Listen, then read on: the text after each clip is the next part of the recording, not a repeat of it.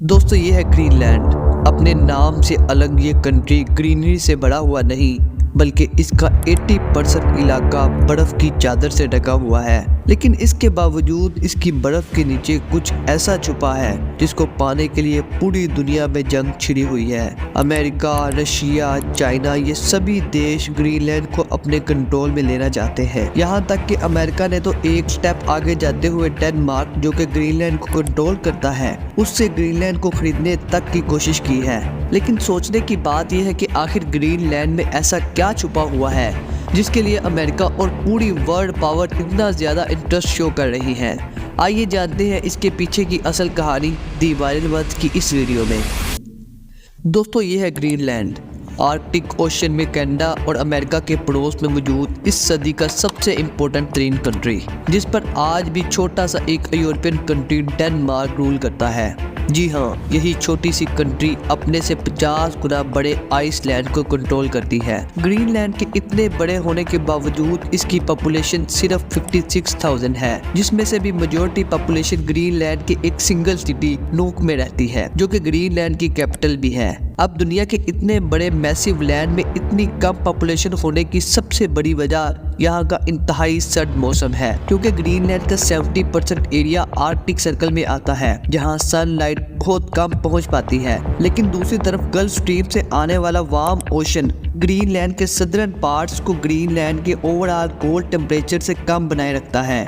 इसीलिए ग्रीनलैंड की ऑलमोस्ट सारी मेजर सिटीज इसी एरिया में मौजूद हैं। लेकिन दोस्तों गल्फ स्ट्रीम से आने वाले वार्म वाटर के बावजूद ग्रीनलैंड के सदर्न पार्ट्स का टेम्परेचर विंटर्स में -9 डिग्री सेल्सियस तक पहुंच जाता है। लेकिन ये बहुत जल्द बदलने वाला है, क्योंकि ग्लोबल वार्मिंग से ग्रीनलैंड का टेम्परेचर बढ़ रहा है और यहाँ की बर्फ तेजी से मेल्ट होकर समुद्री पानी में मिल रही है। कहते हैं कि जो समुद्रों को कंट्रोल करता है वही पूरी दुनिया पर राज करता है, और पिछले कई 100 सालों से ऐसा ही होता आ रहा है। जिसका भी दुनिया के समुद्रों पर कंट्रोल था उसी ने दुनिया पर राज किया। लेकिन हमारी इसी दुनिया में एक समुद्र ऐसा भी है जिसको किसी ने कंट्रोल करने की कोशिश ही नहीं की, और वो है ग्रीनलैंड के साथ मौजूद आर्कटिक ओशन। सदियों से ये ओशन बर्फ से ढका हुआ है, जिसकी वजह से सब यहाँ आने से कतराते हैं। लेकिन अब बहुत बड़ा बदलाव आ रहा है। ग्लोबल वार्मिंग की वजह से ग्रीनलैंड की तरह इस समुद्र की बर्फ भी बहुत तेजी से पिघल रही है, और इस बर्फ पिघलने का मतलब है न्यू ट्रेड रूट्स का कंट्रोल, ज्यादा फ्रेश वाटर के रिजर्व्स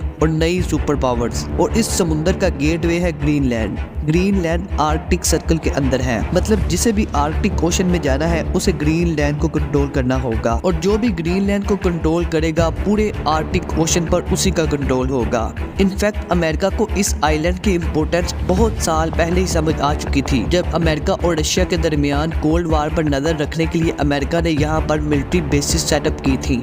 लेकिन फिर कोल्ड वार खत्म होने के बाद यहाँ बेसिस की जरूरत नहीं रही, और फिर अमेरिकन फोर्सेस इन सब बेसिस को छोड़कर वापस चली गई थी। लेकिन ग्लोबल वार्मिंग की वजह से जैसे जैसे बर्फ पिघल रही है वैसे वैसे ग्रीनलैंड की इम्पोर्टेंस भी बढ़ती जा रही है। लेकिन ये इम्पोर्टेंस सिर्फ आर्कटिक ओशन की वजह से नहीं बढ़ रही, बल्कि बर्फ पिघलने की वजह से 3 और चीजें भी हुई हैं जो लिटरली हमारी आने वाली जियोपॉलिटिक्स को हिलाकर रख देगी। दोस्तों ग्रीनलैंड को अलग अलग साइट्स पर आइस ड्रिलिंग के दौरान हमें यहाँ कई हजार फीट नीचे 35 से 56 मिलियन साल पुरानी आइस भी मिली है। और जैसा कि मैंने आपको वीडियो के स्टार्ट में बताया था कि ग्रीनलैंड का 80% एरिया इन हजारों लाखों साल पुरानी बर्फ से ढका हुआ है। इसी तरह ग्रीनलैंड का ये 80% हिस्सा बंद तिजोरी की तरह है, यानी कि बर्फ के नीचे बहुत सी चीजें और बहुत से राज छुपे हुए हैं। साल 2023 में नासा ने अपनी सैटेलाइट में लगी रडार टेक्नोलॉजी की मदद से इन कई किलोमीटर मोटी बर्फ के नीचे मौजूद जमीन का 3D मैप तैयार किया, जिसमें इन्हें कई शॉकिंग चीजें देखने को मिली, जैसा कि एक प्राइमेवल लेक। दोस्तों आज से कई मिलियन साल पहले जब ग्रीनलैंड इस तरह बर्फ से ढका हुआ नहीं था तो इस जगह बहुत से जंगलात थे और ये सारा इलाका हरा भरा था। उस वक्त यहाँ दुनिया की सबसे बड़ी लेक में से एक मौजूद थी, जिसमें 18 अलग अलग सोर्सेज से आने वाला पानी इकट्ठा होता था। रडार से मिले 3D मैप से पता चलता है कि ये प्राइमेवल लेक 250 मीटर गहरी थी, जो आज 1.8 किलोमीटर मोटी आइस शीट से दबी हुई है। इसके अलावा दोस्तों ग्रीनलैंड के कुछ इलाकों में देखा जा रहा है कि जैसे जैसे बर्फ पिघल रही है वैसे वैसे हमें इसमें बर्फ के नीचे छुपे कई बड़े बड़े पेड़ देखने को मिल रहे हैं। 2017 में जब यहाँ एक न्यूक्लियर वेपन बेस के लिए ड्रिलिंग की जा रही थी, तब साइंटिस्ट को यहाँ ड्रिलिंग में कई ट्रीज के फॉसिल भी मिले थे जो कि कई मिलियन साल पुराने थे, जिससे ये प्रूफ होता था कि आज से कई मिलियन साल पहले ग्रीनलैंड में पेड़ पौधे और जंगल मौजूद थे। इसका मतलब ये है कि ग्लोबल वार्मिंग के बाद जब ये सारी बर्फ पिघल जाएगी तो यहाँ फिर से जंगल और हरे बड़े मैदान देखने को मिलेंगे। इतना बड़ा ग्रीन एरिया एग्रीकल्चर के लिए बहुत ही सूटेबल है।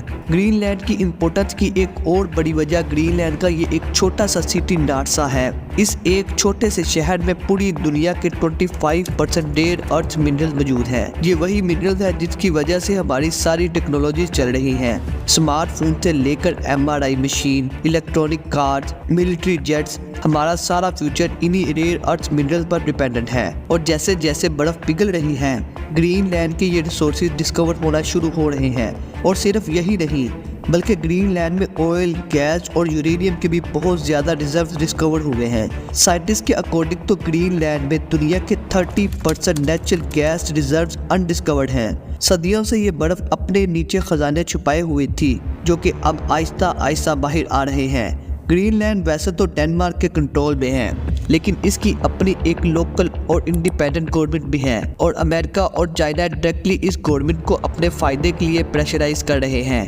अमेरिका ये अच्छी तरह जानता है कि चाइना के ग्रीनलैंड में घुसने से इसे कितना नुकसान होगा। चाइना पहले ही पूरी दुनिया के 70 to 80% रेयर अर्थ मिनरल की प्रोडक्शन और सप्लाई को कंट्रोल करता है, और अगर उसने ग्रीनलैंड पे भी अपने कदम जमा लिए तो फिर तो उसे वर्ल्ड सुपर पावर बनने से कोई नहीं रोक सकेगा। इस वक्त ग्रीनलैंड की सबसे इम्पोर्टेंट प्लेस है नार्सक टाउन, जिस पर इस वक्त सभी वर्ल्ड पावर की नजरें हैं, क्योंकि ग्रीनलैंड के सदर्न पार्ट में मौजूद ये नार्सक टाउन, जिसकी पॉपुलेशन सिर्फ 1346 है, वहाँ दुनिया के सबसे बड़े मिनरल मौजूद हैं। अब जिस साइट पर ये डिपॉजिट मिले हैं उसे क्वेंज फील्ड के नाम से जाना जाता है। एक एस्टिमेशन के मुताबिक क्वेंज फील्ड के इन डिपॉजिट्स में 11 million tonne of rare earth oxide मौजूद हैं। इसके अलावा 2,70,000 टन के यूरेनियम डिपॉजिट्स भी यहाँ मौजूद हैं। और ये तो बस ग्रीनलैंड के इस छोटे से रीजन में मौजूद सिर्फ एक डिपॉजिट की बात है।